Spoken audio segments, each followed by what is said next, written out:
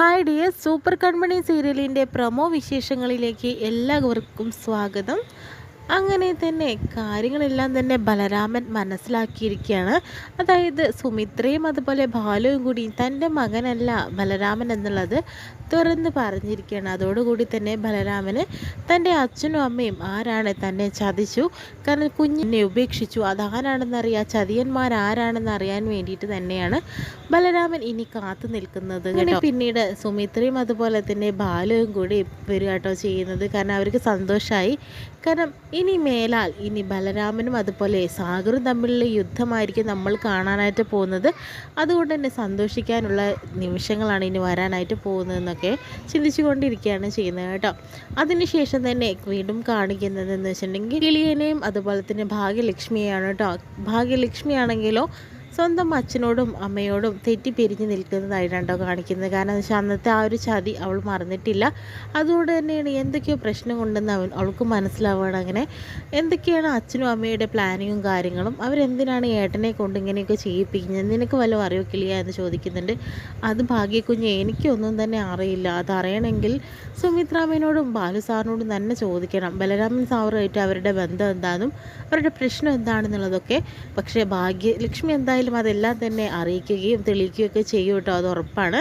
പിന്നീട് കാണിക്കുന്നത് ക്രിഷിൻ്റെ കാര്യം തന്നെയാണ്. ക്രിഷ് ആൻറ്റിയമ്മയോടാണ് കൺമണിയെ വിവാഹം കഴിക്കണമെന്ന് സമ്മതം ചോദിക്കാട്ടോ ചെയ്യുന്നത്. കൺമണിയെ വിവാഹം കഴിച്ചോളാനെന്ന് ആൻറ്റിയമ്മ സമ്മതം മൂളുന്നുണ്ട്. കാരണം പക്ഷേ ആൻറ്റിയമ്മ വീണ്ടും പറയുന്നുണ്ട്, മാനസയെ കാര്യങ്ങൾ പറഞ്ഞ് നമുക്ക് വിശ്വസിപ്പിക്കണം, അവളെ എങ്ങനെയെങ്കിലും നമുക്ക് ഇവിടുന്ന് പറഞ്ഞയക്കണം, അതിന് വേണ്ടിയിട്ട് മോൻ എൻ്റെ കൂടെ തന്നെ നിൽക്കണം എന്ന് പറയുന്നു. പക്ഷേ ഒരിക്കലും തന്നെ ആൻറ്റിയമ്മ കൃഷിൻ്റെയും കൺമണിയുടെ ഭാഗത്തല്ല, മാനസയുടെ ഭാഗത്ത് തന്നെയാണ് നിൽക്കുള്ളൂ.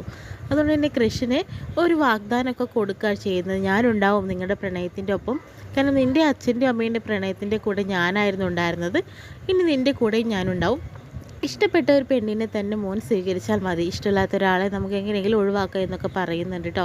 അപ്പോൾ തന്നെ കൃഷ്ണൻ ഒരുപാട് സന്തോഷമായി ആവുകയാണ് ചെയ്യുന്നത്.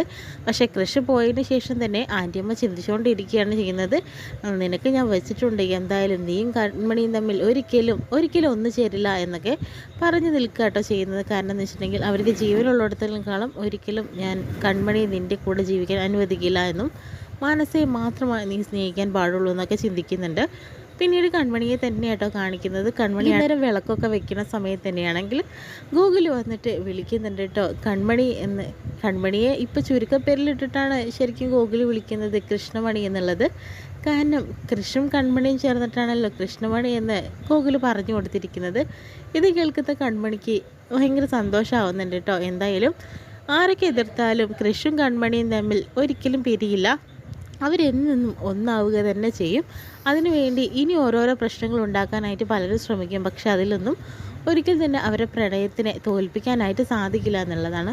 ഇത്രയും കാണിച്ചുകൊണ്ടാണ് ഇന്നത്തെ പ്രൊമോ വിശേഷം കഴിയുന്നത്. നാളത്തെ നല്ലൊരു കിടിലൻ എപ്പിസോഡുമായിട്ട് നമുക്ക് വീണ്ടും കാണാം.